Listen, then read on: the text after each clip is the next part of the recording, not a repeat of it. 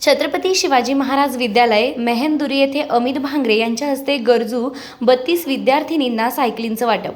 छत्रपती शिवाजी महाराज विद्यालय मेहंदुरी या विद्यालयात जवळपास 5 ते 6 किलोमीटरवरून विद्यार्थी पायपीट करत शिक्षणासाठी येत असतात। त्याच विद्यार्थ्यांची गरज समजून राष्ट्रवादी काँग्रेस शरदचंद्र पवार पक्षाचे युवक जिल्हाध्यक्ष अमित भांगरे यांच्या हस्ते 32 गरजू विद्यार्थिनींना सायकलींचं वाटप केलं। यावेळी अमित भांगरे यांनी विद्यार्थ्यांना मोलाचं मार्गदर्शन केलं। यावेळी कार्यक्रमाच्या अध्यक्षस्थानी राष्ट्रवादी काँग्रेस शरदचंद्र पवार पक्षाचे तालुकाध्यक्ष सुरेश गडाखे होते।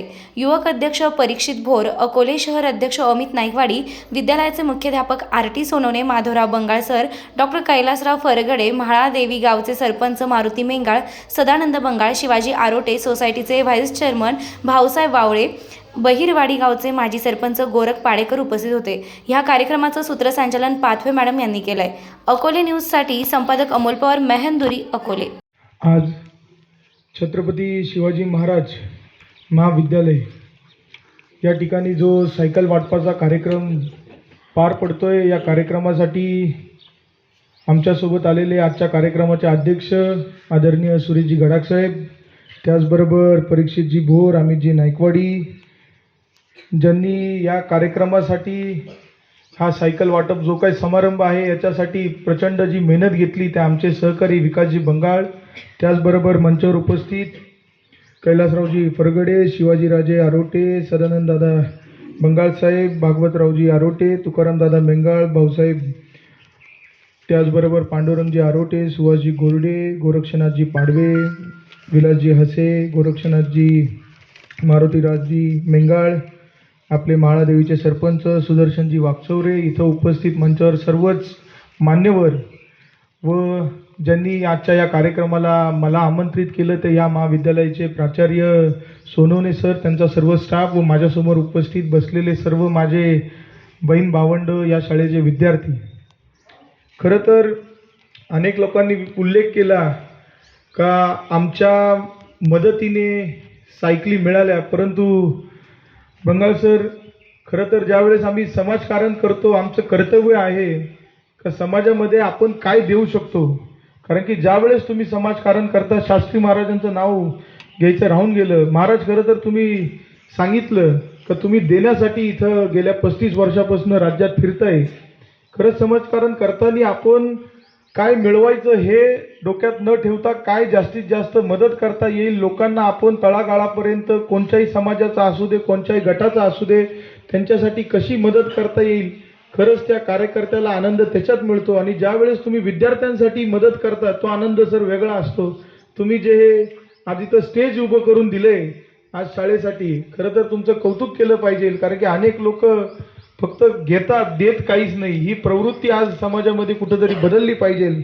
खरं तर अनेक लोकांनी सांगितलं, विकासजींनी सांगितलं का शाळेतले मुलं स्टेट लेवलला असू द्या, जिल्हा पातळीवर असू द्या, चांगल्या पद्धतीने खेळात असू द्या, अभ्यासमध्ये असू द्या, चांगलं काम करताय। त्याचबरोबर आज 32 सायकल आज वाटप करतोय आणि माझ्यामध्ये सगळं मुलींना देतोय आपण। परंतु ज्या मुलींना आणि ज्या मुलांना सायकल मिळत नाही त्यांनी नाराज राहू नका। येणाऱ्या काळामध्ये जसं शास्त्री महाराजांनी सांगितलं, तुम्ही यादी द्या, 2-3 दिवसात ते देत आहे। सुरेशजींनी जसं सांगितलं का सीओ साहेब माझे मित्र आहेत, तुम्ही कोणतंही काम मला सांगा सर, तुमच्या जिल्हा परिषद मधलं ते लवकरात लवकर कसं करून देता येईल या शाळेसाठी मी प्रयत्न करेल। आणि या शाळेमध्ये आल्यानंतर सुरेश भाऊ मी बघितलं, स्वच्छता म्हणजे एकदम टॉप नॉच आपण ज्याला म्हणतो, प्रसन्न वाटतं शाळेमध्ये आल्यानंतर। आता मुलं लांबून येतात, 5-5 किलोमीटरवरनं, बहिरवाडीवरनं पोरं येत आहेत, उंच खडकवरनं येत आहेत, मेंदुरीमधून म्हाळादेवीवरनं मुलं येत आहेत। त्यांचा त्रास कसा कमी करता येईल तो प्रयत्न आज जिल्हा परिषदच्या माध्यमातून आज होतोय। मुलांना मी एकच सांगतो का आता तुम्ही कुठंतरी तुमचा वेळ वाचवणार आहे, तो वेळ तुमचा अभ्यासासाठी कसा देता येईल त्याचा प्रयत्न करा। तुम्हाला मी एक उदाहरण देतो, माझं व्यक्तिगत जीवनातलं उदाहरण देतो। माझा बालपणाचा म्हणजे आपण ज्याला म्हणतो चड्डी बड्डी मित्र, माझा ओजस म्हणून मित्र होता, सदानंद बंगाळ साहेब बसलेत, त्यांचाच तो चिरंजीव होता। सुरेश भाऊ, मी फार काय अभ्यास करायचो नाही 6वी पर्यंत आणि वडिलांनी प्रचंड लाड केले। सर माझ्याकडे 4 सायकली होत्या, वेगवेगळ्या 4 सायकली होते, एक हलकी, एक थोडीशी जड, एक रबरच्या टायरची, एक गिअरची। वडिलांनी फार लाड केले, परंतु मित्रांनो, तुम्हाला सांगतो, माझ्या 4ही सायकली रोज मी बाहेर काढायचो आणि बाकीच्या मित्रांकडे नव्हती त्यांच्यासोबत आम्ही खेळायचो. म्हणजे हा कधी असं केलं नाही. जेवढं काय वडिलांनी मला दिलं आम्ही मिळून मिसळून राहिलो. त्यामुळं मी तुम्हाला सांगतो, तुम्ही आपसामध्ये मिळून मिसळून राहा. आज एखाद्या मुलीला सायकल नसेल मिळाली, परंतु तिला गरज असेल तर एखादीनी दुसरीनी तिला मदत केली पाहिजे. तुम्ही अभ्यास करताना कधी लक्षात ठेवा, एक दुसऱ्याची मदत घेऊन पुढे जा. मी तुम्हाला सांगत होतो, माझ्या मित्राचा उदाहरण देत होतो, ओजस. ओजस हा फार हुशार होता. इतका हुशार का त्याला अभ्यास करायचीच गरज लागत नव्हती आणि नेहमी वर्गामध्ये मला अडचणी यायची आणि ओजस मला मदत करायचा. परंतु एका काळी पोरांनो मला असं इन्सल्ट, ज्याला म्हणतो अपमान, सुरेश भाऊ अपमान झाला. एक मॅडम होती, बंगाली मॅडम होती, मोमिता मॅम. तिने मला वर्गाच्या पुढे बोलवलं आणि 2-3 प्रश्न विचारले आणि त्यावेळेस मला उत्तर देता आलं नाही. त्यांनी एकच वाक्य मला वापरलं का, अरे अमित, तू 7वीत आहे, तुला हे उत्तर येत नाही. त्यावेळेस जो अपमान झाला माझा, त्याच्यातनं मी शिकलो. ओजसला विचारलं की ओजस, आता मला शिकायचंय, मला अभ्यास करायचाय, मला पुढे कसं जाता येईल तू मला सांग. ओजसनी मला मार्गदर्शन दिलं आणि त्याची प्रेरणा घेऊन मी पुढे आलेलो आहे. त्यामुळं तुम्हाला मी सांगतो, तुमच्या वर्गात जो हुशार पोरगा असेल त्याच्यासोबत तुम्ही मैत्री ठेवा. तुम्ही हुशार पोरांसोबत जितकं जास्तीत जास्त राहशाल, ज्याला येतं त्याच्यासोबत तुम्ही अभ्यास करा, तुम्ही नक्की पुढे जाशाल. आणि पोरांना तुम्हाला मी परत सांगतो, आज मोबाईलचा योग आलेला आहे. आपण यूट्यूब, इंस्टाग्राम, फेसबुक, तुमचे सगळ्यांचे अकाउंट असतील, परंतु त्याच्यातनं चांगलं घ्यायचं, वाईट घ्यायचं नाही. शिक्षकांचा कधीही आदर ठेवायचा, कारण की शिक्षक तुम्हाला घडवणारे आहेत, तुम्हाला ते मार्गदर्शन करता. तुम्ही आता एखादा गोल तुम्ही डिसाईड केला पाहिजे, डॉक्टर कोणाला व्हायचंय, इंजिनियर कोणाला व्हायचंय, तुम्हाला जे काय मार्गदर्शन लागेल तुम्ही ते शिक्षकांना विचारा. आता शास्त्री महाराज फिरतायत 35 वर्ष, त्यांनी अनेक विद्यार्थी बघितले असेल. महाराज, प्रॉब्लेम होतो काय पोरांना?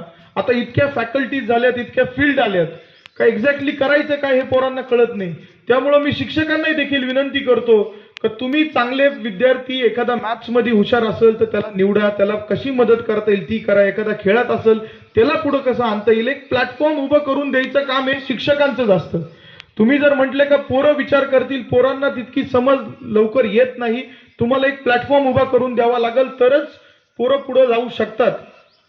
पोरांनाही देखील मी एकच गोष्ट सांगतो का, तुम्हाला एक उदाहरण मी देतो बुद्धाचं आणि त्याच्या शिष्याचं.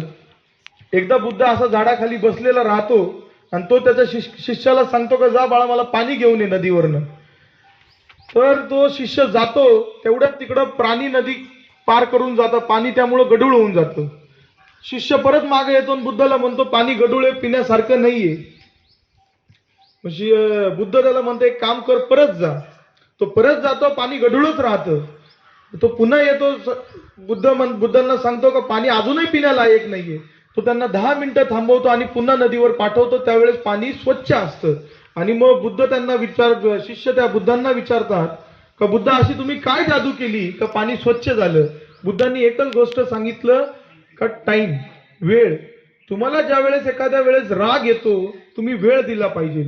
तुम्ही लगेच त्याच्यावर प्रतिउत्तर केलं नाही पाहिजे. एखाद्या शिक्षकांनी तुम्हाला वर्गामध्ये जर मारलं, बोलले, तर लगेच चिडलो नाही पाहिजे. का मारलं, का बोलले, त्याच्यावर थोडासा विचार तुम्ही केला पाहिजे, जेणेकरून तुम्हालाही तुमची चूक कळेल. आणि तुम्हाला मी सांगतो, जोपर्यंत तुम्ही स्वतःच्या पायावर उभे राहत नाही, जोपर्यंत तुम्ही स्वतः कमवायला लागत नाही, किती लोकांनी तुम्हाला काही बोलू द्या, ऐकून घ्यायची मनस्थिती ठेवा. तुम्ही काय लहान होणार नाही.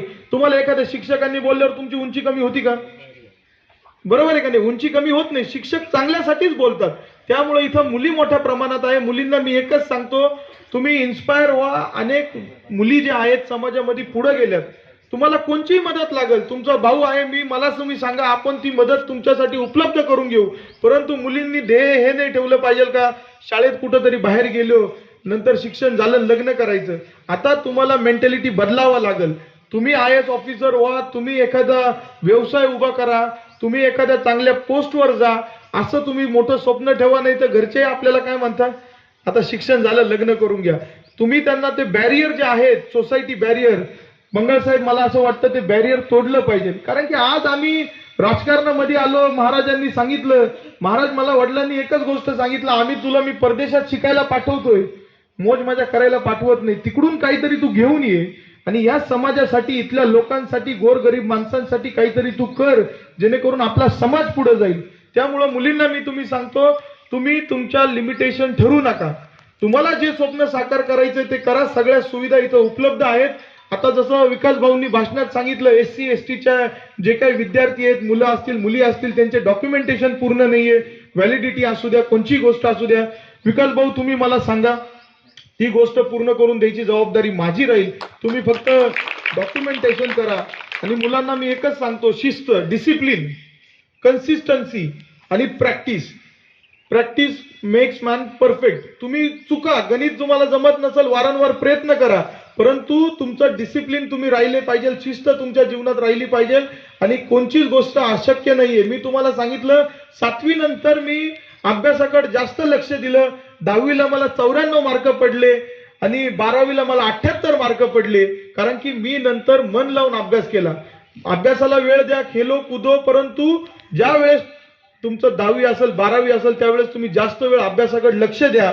आता 10वीचे पेपर चालू आहेत, त्यामुळे मी तुम्हाला सांगतो, अभ्यासाकडे जास्त वेळ द्या. आता तुम्ही सगळेजण इथं उन्हामध्ये बसलेत, व्हिटॅमिन D घेऊ राहिलेत, परंतु ज्या वेळेस तुमच्या सगळ्यांचे पेपर संपतील, विकासरावांना मी सांगतो, सोनवणे सरांना सांगतो, या मुलांना जर वॉटर पार्कला जायची इच्छा असेल परीक्षा झाल्यानंतर, तर आपण यांना शिर्डीला जायची व्यवस्था मी करेल. परंतु पेपर झाल्यानंतर, त्यामुळे मन लावून अभ्यास करा. आपण एक तुमची स्कूल ट्रिप शिर्डी देऊ, आपण शिर्डी बाबा साईबाबांचं दर्शनही घेऊ आणि तिथं वॉटर पार्क करू. मस्त ट्रिप ती तुमची होईल. तुम्ही सगळ्या जणांनी आज मला या कार्यक्रमासाठी बोलवलं, त्यासाठी मी सर्व शिक्षकांचा असू द्या, आयोजकांचा असू द्या, मी आभार व्यक्त करतो आणि माझे 2 शब्द संपवतो. जय हिंद, जय महाराष्ट्र. धन्यवाद.